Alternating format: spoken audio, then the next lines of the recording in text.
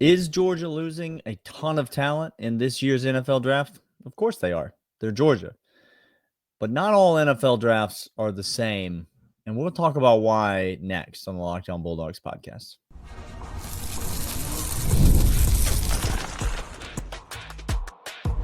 You are Locked On Bulldogs, your daily podcast on the Georgia Bulldogs. Part of the Locked On Podcast Network, your team every day.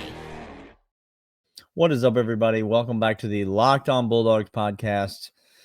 Clint is out. I am Daniel here talking about the 2025 Georgia Bulldogs. The NFL draft, of course, begins today, and I've got some thoughts. I've been thinking about some of these departures from these guys that are leaving, and it made me wonder, how much is Georgia going to miss some of these names that we're about to watch drafted either today, Thursday, or Friday, Saturday, whenever they do get drafted. First, thanks to our friends over at FanDuel. They are the ones bringing you today's episode. You can make every moment more at FanDuel, the official sportsbook partner of the Locked On Bulldogs podcast. More on them in a moment. Thanks for being here. Thanks for being an everydayer. Thanks for making us your very first listen of the day. Those things are helpful for us. And thanks for being a loyal third segment listener. If you stay all the way till the end, you're part of the 199. You're the reason that we do this podcast. You're the thing that makes us go. And we appreciate you greatly. And so, yeah, let's jump into it. Obviously, NFL draft begins on Thursday, which is the day that I'm recording this. And so, probably as you're watching this or listening to this, at least where some Georgia Bulldogs have been drafted. Jalen Walker, where did he go? Did he go to the Panthers at 8? There was a lot of projections about that. Malachi Starks, where did he go? Michael Williams, did he get into the first round? Did the Falcons absolutely blow it yet again? Spoiler alert, the NFL draft hasn't happened yet, but they did. They did. They blew it again. I can nearly guarantee you. They drafted an edge rusher from North Dakota when Michael Williams was on the board or some nonsense like that. The NFL draft's a lot of fun. There's plenty of reasons to be excited about it as a Georgia fan. Georgia puts out an amazing video earlier in the week highlighting like the dreams come true idea. The Georgia video production department, by the way, Tiffany and company, never miss. It's absolutely unbelievable work that they do. And so the NFL draft is exciting. If you're a Georgia fan, it's exciting. You get to kind of remember some of these players. We get to kind of relive their careers. And listen, the draft is a time to give flowers. And we absolutely should be doing that because these young men, regardless of if they dropped some passes for Georgia or if they missed a block for Georgia or if they scored a bunch of touchdowns or didn't for Georgia, these young men worked really hard. They gave everything they had for the university that you and I love and helped us to be really successful over the time that they were in Athens, regardless of how long they were there. And so, yes, we would be remiss if we didn't give all the flowers. And so nothing that's going to be said on this podcast today is in any spirit other than that. However, I do think sometimes, especially when we get caught up in all this draft hype with a lot of talking and a lot of highlight reels, what we can have a tendency to do is to oversell in our own minds the impact and importance of certain players versus the reality of what actually was the case last year. So I'm gonna kind of break that down today in a couple of different ways. And I'll be honest with you, it started for me not with a draft conversation. It started with me with a Josh McCray conversation, running back from Illinois who's transferring in to Georgia, who I'm really excited about. Big physical running back, going to offer Georgia something, much needed depth at the running back position, but going to offer them some physicality I think that might otherwise have been lacking in that backfield. I think going to be a great compliment to Nate Frazier, who is still RB1 by a mile, by the way. But it's going to be a great compliment to Nate Frazier. And so the McCray stuff comes out, and Georgia fans are getting excited about it. And there's some videos beginning to circulate. There's some things being posted. Georgia fans are acclimating themselves to his game. There's a particular video that circulates of a game against Michigan, formidable defensive front, a lot of NFL talent. Game against Michigan where it's a very simple 5-yard gain, but he runs it over right tackle, really over right guard.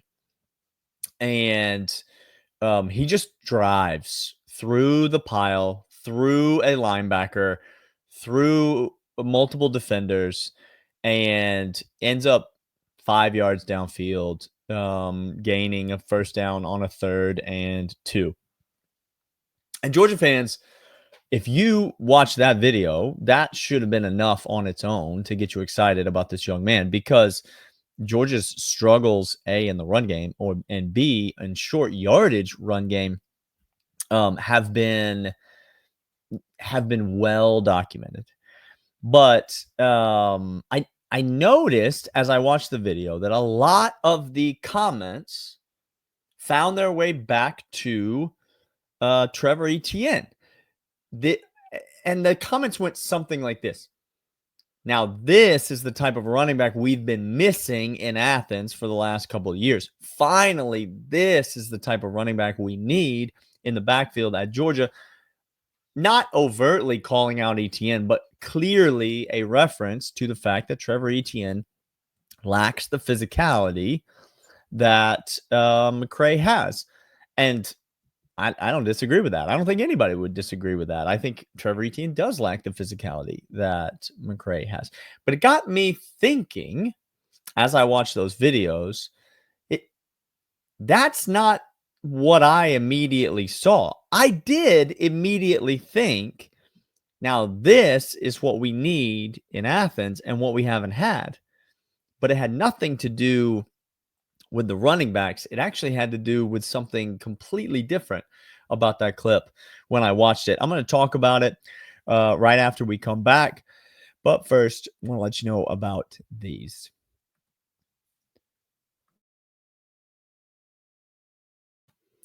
And these are, in fact, FanDuel. FanDuel is the official sportsbook partner of the Locked On Bulldogs podcast, the official sportsbook of Locked On Podcasts everywhere. And right now, the NBA playoffs are here, and FanDuel is giving new customers an incredible way to get in on the action.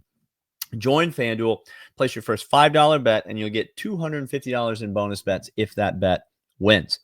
FanDuel makes betting easy. Obviously, you're going to want to bet on the Timberwolves to take down the Lakers.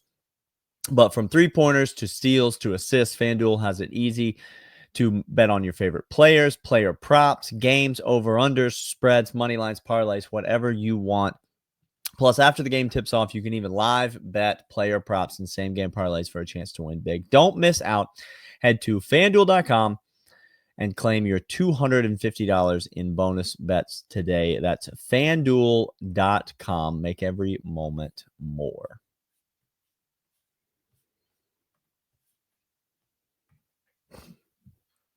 So anyway, as I mentioned, this is a long setup, this video, this McCray video that got me thinking about this.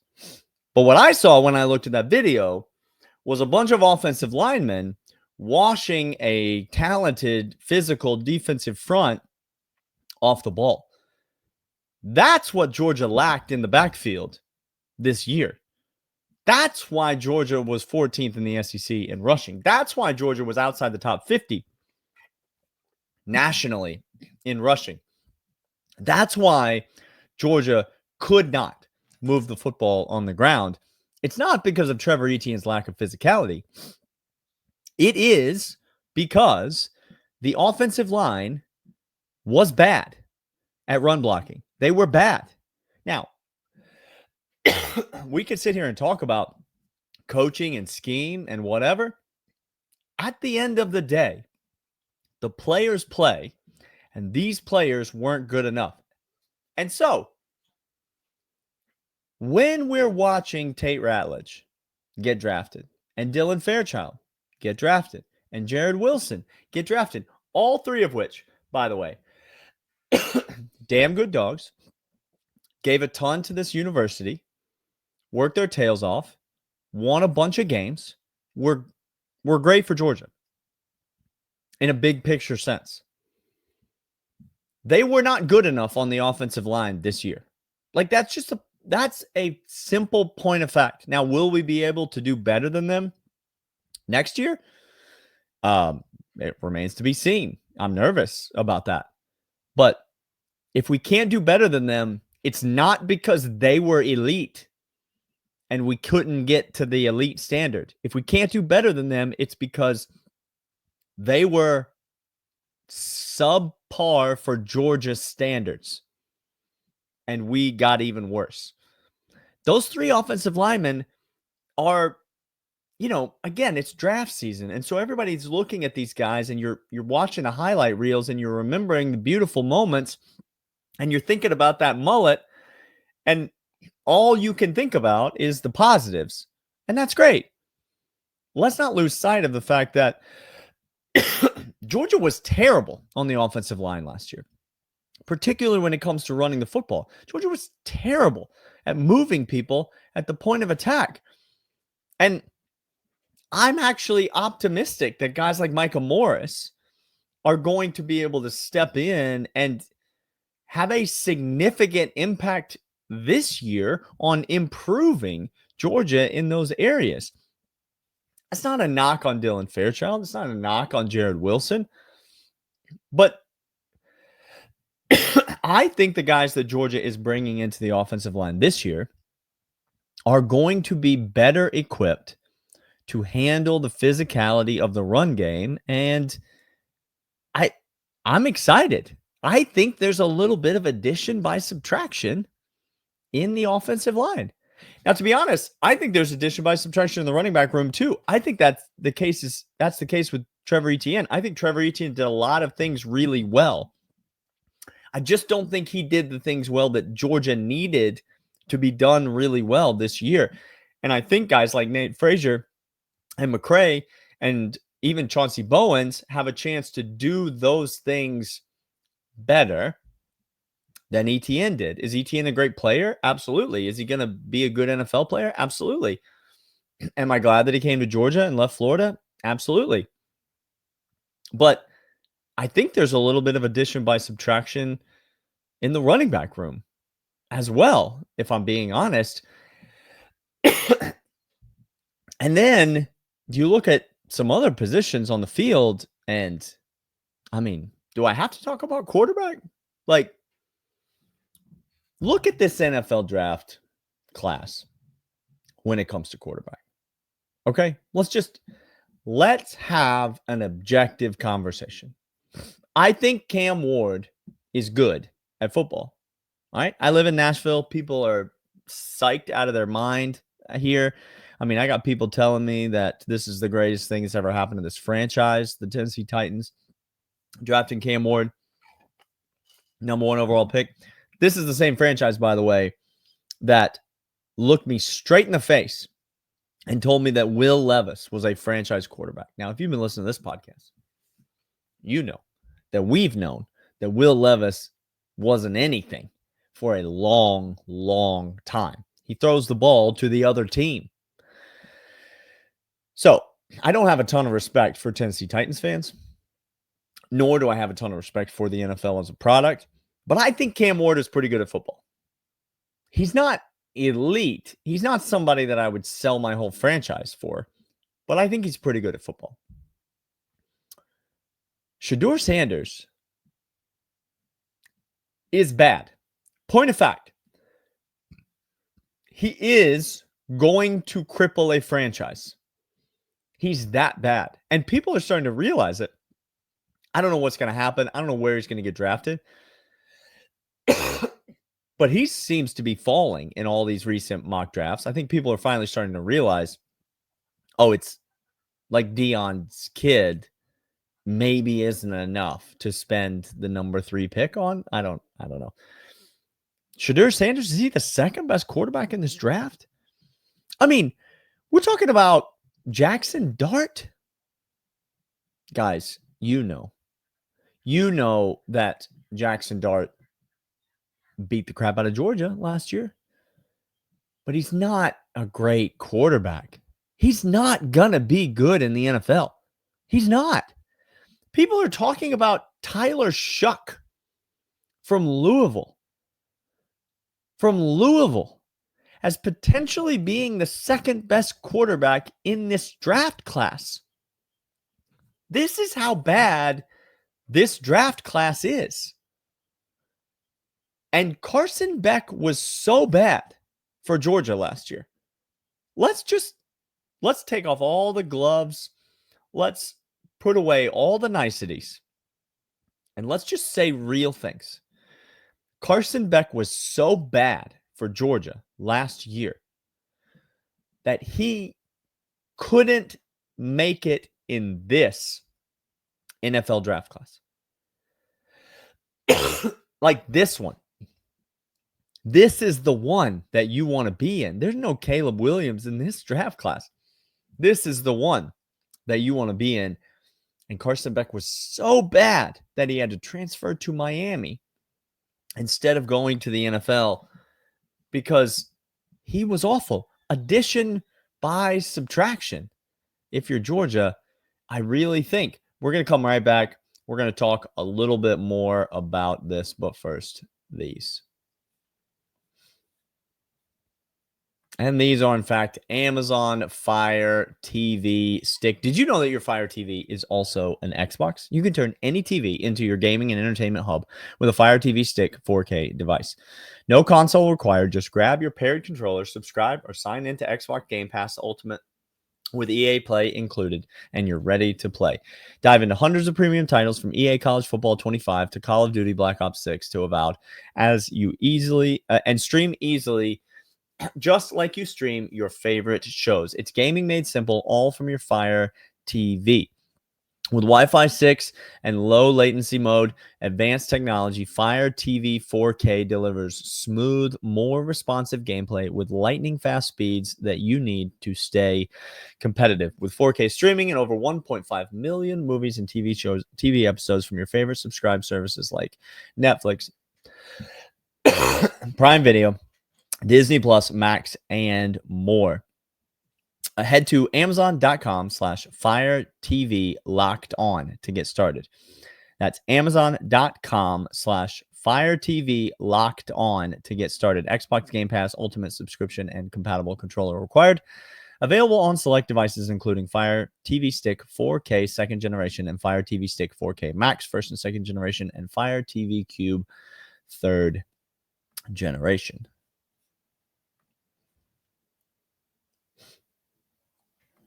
Look, Carson Beck was really bad last year.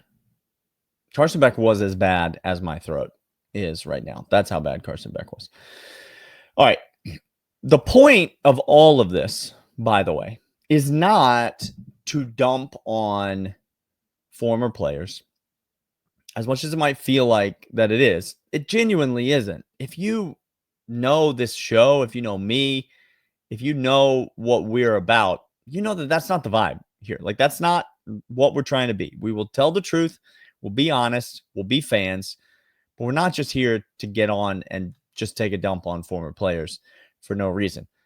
Why do we say the offensive line was subpar last year? Why do we say the running back room was subpar last year? Why do we say the quarterback room was subpar last year? We could certainly say the same thing about the wide receivers, except none of them are threats to get drafted, and so it's not really relevant to this conversation. But we could certainly say the same thing about some of the wide receivers. We could say the same thing about some members of the defense. In fact, what's the point of this conversation, the point of the conversation is to tell the truth. Those people were subpar. They were below average.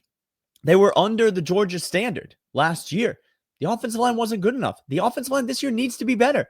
We need to be talking about how, thank God, Dylan Fairchild is gone and we replaced him with Micah Morris. That needs to be the talking point, or we're screwed. Because you can't go down from 70-something then rushing. You can't go down from there if you're Georgia. We will get run out of town in the SEC. We will have a Florida or Alabama type season, and that's not who we're trying to be.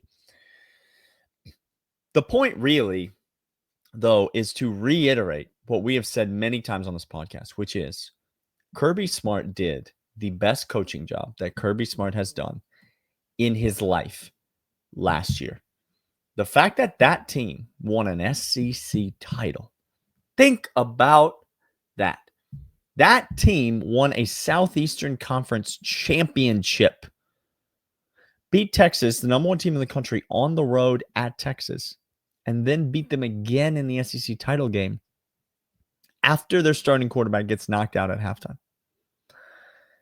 The fact that Kirby Smart led that team to the college football playoff and an SEC championship is by far his best coaching job. And if we're being honest, it probably subtracted 10 years from his coaching life. It probably spun the clock forward on whenever his retirement is coming a lot sooner than it would have if he didn't have to put up with all of Carson Beck's nonsense. If he didn't have to put up with our inability to run the daggum football on 3rd and 1 when we needed 1 yard. Kirby Smart dealt with more last year than he's ever had to deal with in terms of player production, in terms of coaching inadequacies, in terms of NIL divas and drama that he had to deal with guys like Carson Beck. Kirby Smart dealt with more of that last year than he has ever had to. There were drastic changes made to the way that we recruit, to the way that we handle the NIL, to the way that we let people walk in the transfer portal, to the way that we pursue people in the transfer portal. There have been changes made, and Georgia's going to reap the benefits of that this year. Now, long term, I think it's probably not great for Kirby because I don't know how many more years he can keep doing this. But in the short term, I really think that last year's struggles are going to be like this year's gains for Georgia. I really do think that. Because Kirby Smart, of all the things that we know about him, right? An elite recruiter, like loves football, great mind, defensive savant, of all the things that we know about Kirby Smart. Most competitive person that you'll ever meet. He is relentless in his pursuit of getting better. Like, relentless. He never stops. And so the best thing that can happen for Kirby Smart, for Georgia, is to have a season where there's a ton of really obvious ways that we need to get better. Because we've got a guy that's going to chase every single one of them at 1,000,000 miles an hour. And he did that when he told Carson Beck to take a walk, that it wasn't happening at Georgia this year. He did that when he pursued certain guys in the transfer portal. He did that when he restructured the roster. He did that in the way that he has been preparing this year's team to take steps where last year's team could not. So will that come to fruition on the field? Time will tell. For right now, it's an exciting time to be a Georgia fan. The draft is happening. Let me know if your favorite team was lucky enough to get a Bulldog. I don't know. I know there's a lot of people out there who are lucky enough to not be Falcons fans. And so congratulations to you, first of all. If your team was lucky enough to draft a Bulldog, make sure that you let us know. We are jealous of you and are excited for all of our Bulldogs in the draft. And Clint and I will be back tomorrow talking all things Georgia on the show, and we will see you guys then.